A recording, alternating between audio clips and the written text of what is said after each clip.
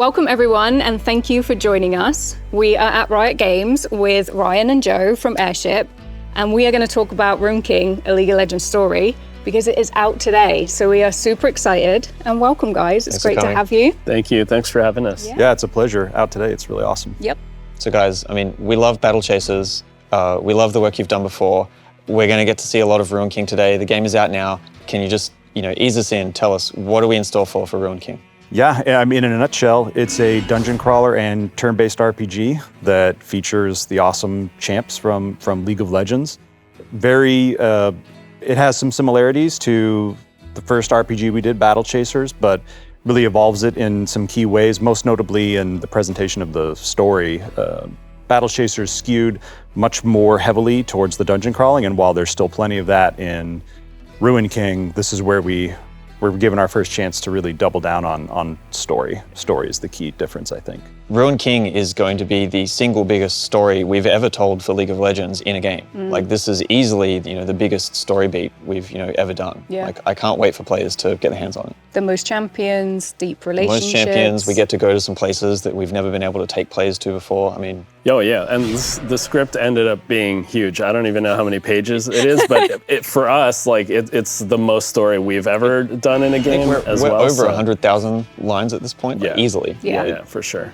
And many VO sessions with some amazing actors, quite right. honestly, some really great ones. So. I think hearing the VO and watching the scenes come to life is one of my favorite parts of the process, because you never know how the lines are going to land or if the humor is going to work, and then hearing the actors perform it and getting in the game is amazing. I think this real starting point was that we knew we wanted to do Bilgewater as the focus. I remember. And then it was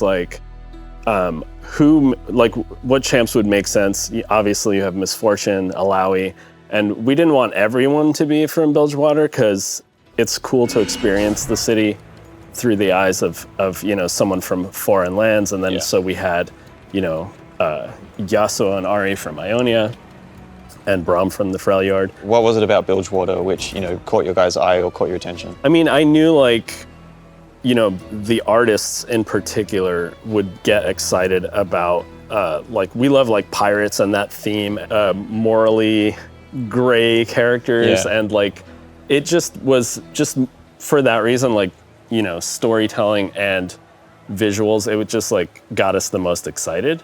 And then it happened to have characters that actually have really cool stories happening, cool relationships, with Misfortune and Alawi, and obviously the Shadow Isles being right next door. You get the Shadow Isles as a bargain when you get Bilgewater. Exactly. So it just it came together really quickly for us. It was an intimidating choice though, because when we decided that that's where we wanted to set the game, it was almost immediate, but we almost tried to talk ourselves out of it just because of the challenge of trying to bring a city like Bilgewater to life. And the team working on the game isn't huge, but we felt pretty dedicated to trying, and we really couldn't look away from that challenge. And it was a challenge, but now when you run around in Bilgewater and seeing that we really pulled it off, it's so much fun just to get lost in Bilgewater and explore it. Yeah, and the game's just gorgeous. So you guys have done an amazing job. Every time I play, I just find something else in Bilgewater, like another creature or another NPC that I'm just oh, this is really cool, I get to experience. That's the fun part about finishing a game, is when you get to close to the end, that's when you can really start focusing on those the fun moments like that, the little secrets, Easter eggs, little additional, love letters to the IP, to people who are familiar with League. We've had a lot of fun with it in the last 6 months. And of course, like we did with Battle Chasers, really any game we've worked on, even pre-Airship, dungeon crawling is important. So having that space to build, puzzles in the way that we do, and the champs each having some unique way of interacting with the environment. Some involves combat, some of it involves solving puzzles. We were glad that we got to infuse League of Legends with a bit of dungeon crawling. So we've got someone playing live with us here today, so it'd be great just to have a walk through and talk about what we're seeing.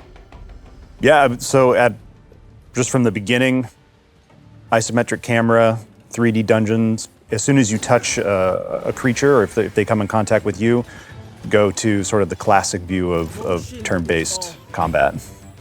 And talk a bit about the combat here, because you guys have made some pretty cool changes to how this system works. Yeah, it looks familiar to people who played Battle Chasers, but it really is vastly different. And the most significant addition is what you see at the bottom, which is the lane system, which gives you, well, actually there are two components to it. One, the player can actually change the speed of their attack to move them forward or backward in the timeline with a functional effect. The middle lane, the balance lane, is a nice balance between speed and power. If you need to pull off an attack quickly, you can move into the speed lane and you'll potentially move ahead of another actor in the scene, but at the cost of some of the ability's power. And if you just need to hit hard or heal hard, you can go down into the power lane, which is going to take more time to cast, but has a much more dramatic effect. You can also see on the initiative bar that blue box, see the lanes, that blue box there is a hazard or a boon. Those get applied sometimes randomly, sometimes because of something that a creature does in the course of battle. And when it gets to the end of the timeline, anything that is inside that box will be affected by it, whether it's an AoE damage attack, or it could be a heal, it could be a buff to your crit chance. So it adds a real element of strategy, because now you have to think about not just whether you want to hit harder or move more quickly, but where you're going to end up in relation to those in those hazards. So it plays, I would say, we've called it like a puzzle combat system in the past to try and describe how strategic it is. Which is really what makes it significantly different than Battle Chasers, which is a little more traditional to the old school JRPGs. Each of the champs has a unique dungeon skill that they can use. And if it's used on a creature, it'll initiate combat. So Yasuo hit him with this tornado and threw him straight into combat. And those will have different effects. It might slow the enemy down. It might start you, in Alawi's case, when she hits with her tentacle, she'll start combat with one tentacle spawned, and that's kind of her trick. Each of the champs has some sort of hook to try and make them interesting in combat, but also to call back to who they are in League of Legends, the core game. Right. Braum is concussion. Every time you hit, it puts a stack of concussive blow on, and after a while, enough build up, and it'll stun the creature. But once that's on there, other champs can help contribute to that once it's been applied.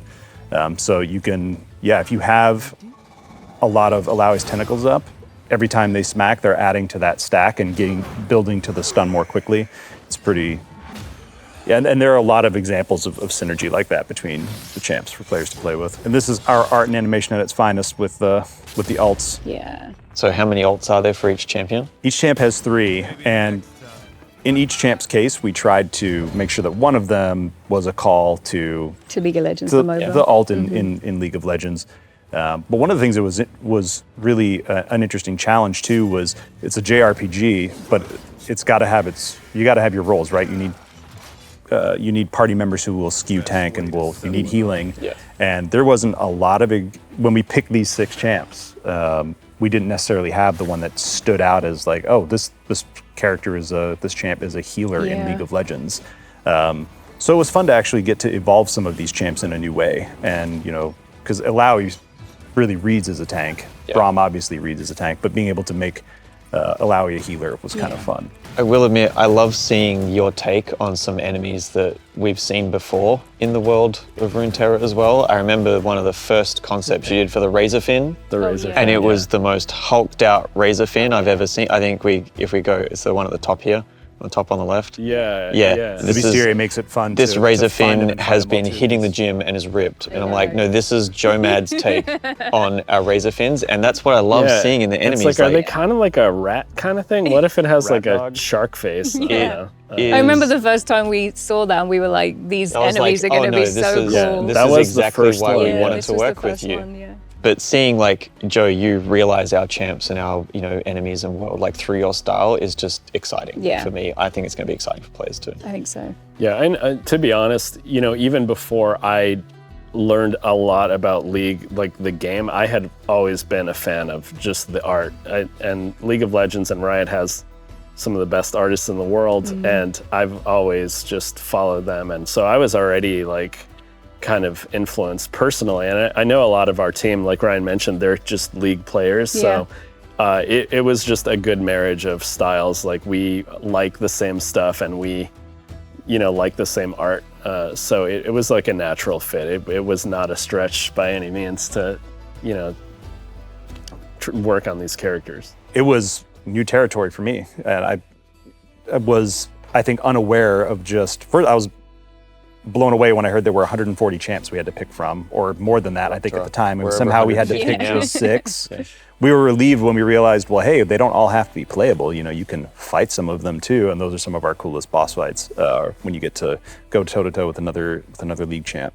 I was initially overwhelmed, but it's been nice getting to know a little bit more about this world that has so much untapped storytelling potential. Yeah. I do think too, like flip side, there was a benefit to us coming in and like having to learn a lot of it, because I think that the game is very approachable. People have asked, I don't like really know the story of League of Legends. I don't know these champs. Like, am I going to be lost? And you're not, because part of the beauty there is that we had to learn a lot about it. And so I think it's presented in a way that a new player can also like familiarize themselves with it, like we had to do. And on the Easter egg front, I'm excited for players who really know it best. The little props hiding around, the names of some of the NPCs, they're going to get it, and I think it's good. They're going to feel a little extra special knowing that when they see it. There's over 100 lore drops in the game. Yeah, there's a lot of reading in this game. There's a lot of depth and Easter eggs there for the players that want to go and lift up, every carpet and look in every barrel. Yeah, I really honestly see Ruin King as a love letter to storytelling and the lore from our from Runeterra in our world, and I hope our community and fans see it that way too. So Ruin King's out today. Have you got any tips for players that are going to start digging in? There is a pretty robust tutorial system, so if you're a skipper, if you don't skip, it will help. Don't skip the tutorial. Yeah, don't underestimate the value and importance of being in the right spot in the lanes. Use the speed lane, use the power lane.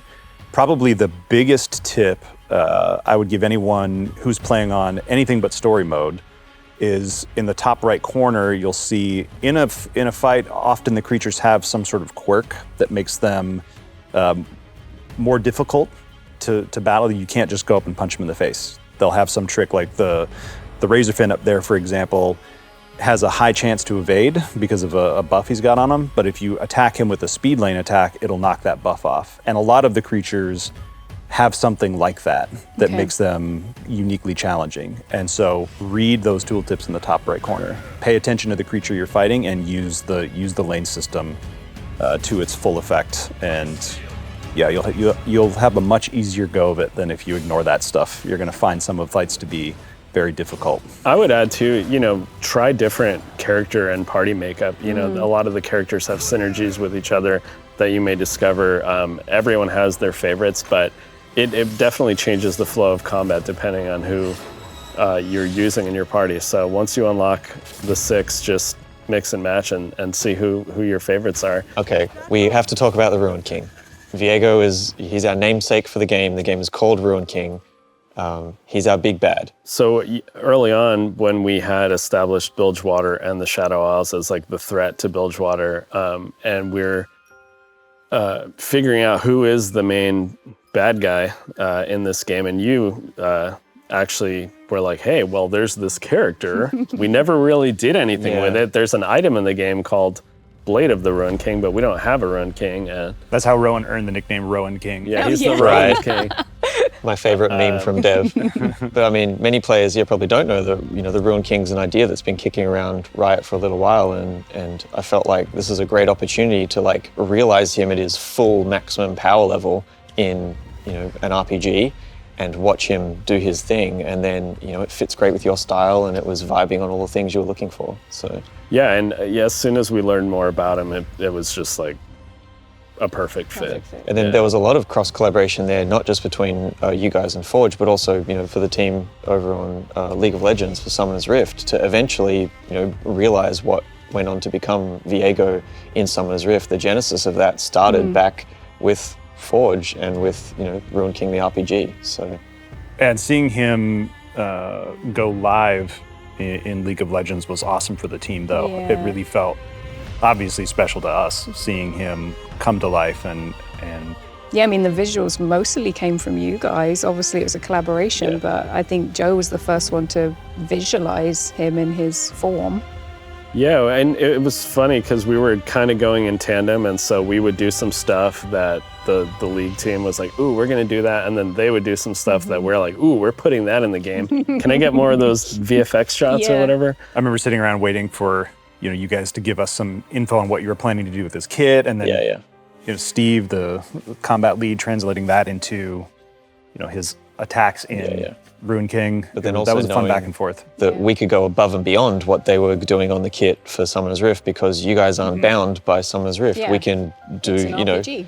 and I feel like that different flavor that you've got as well, like Ruined King in League is a little more smolder, he's a little more romantic.